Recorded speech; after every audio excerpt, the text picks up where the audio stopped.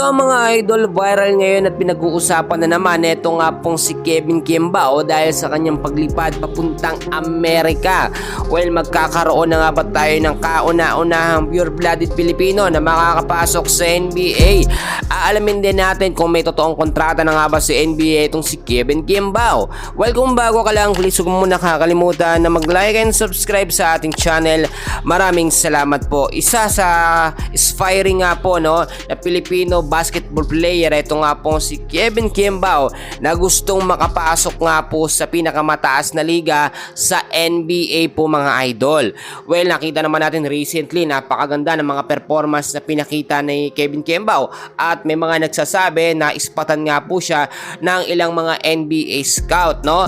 At recently pumirma ng kontrata ito nga pong si Kevin Kiembao, pero hindi po sa NBA bagkos sa KBL. Well, kung titignan nyo naman mga kaibigan, bakit nga ba lumipad papuntang Amerika itong si Kevin Kiembao?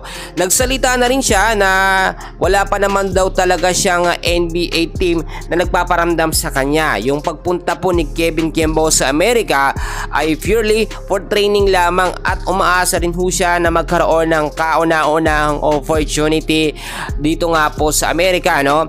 Pupunta ang destination po ni Kevin Kiembao ay dito po sa Grove, Sacramento sa USA. Para sa akin mga kaibigan, alam nyo, no? Alam natin na ang mga Pilipino hirap makapasok sa NBA. Kahit si Kai Sotto, which is siya naman talaga ang pinaka sinasabi natin, pinakamatangkad nga po na legit na sentro dito nga po sa Pilipinas. At nakita nyo naman, hirap siya makapasok dahil sa kanyang inconsistent na play. Pero etong si Kevin Kiembao, meron siyang consistency, maganda ang pinapakita niya, well deserved naman ito. Pero tinitingnan din natin dito mga kaibigan yung discrimination sa mga Asian player, no? Lalo na sa Pilipinas na mahirap makapasok sa NBA.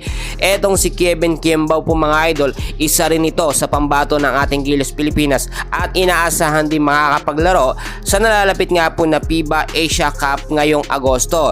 Pero kung tatanungin nyo ako mga idol, etong magiging training nga po ni Kevin Kiembao sa Amerika, isang paraan na ito para magpakitang gilas siya, no? O ipakita niya ang kanyang the best dahil nga po gaganap siya o lalahok din siya sa tinatawag natin na NBA camp. At kung titignan nyo, yung chance nito kahit papaano na ma-scout siya ng mga NBA meron. Syempre pag sinabi natin na NBA Cups, meron dyan mga NBA teams o mga NBA scout na tumitingin ng mga player o mga prospect player na kukuhanin nila sa nalalapit nga po na season or next season ng NBA. Alam nyo mga kaibigan, October pa o sa October pa yung next season ng NBA. Kaya naman ngayon, mas maganda na magpakitang gilas eto nga pong si Kevin Kiembao. At eto, no, na pag-uusapan ngayon na ang New York Knicks nga daw po, no, ay tinitignan ng posibilidad na makuha itong si Kevin Kiembao.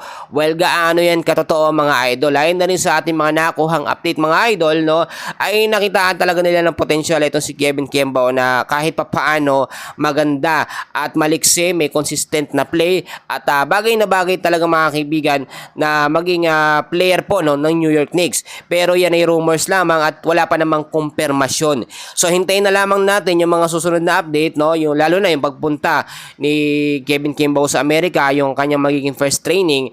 Abangan natin yan mga idol. Yan muna ang update ko, and please huwag niyo kakalimutan na mag-like and subscribe. Maraming salamat po.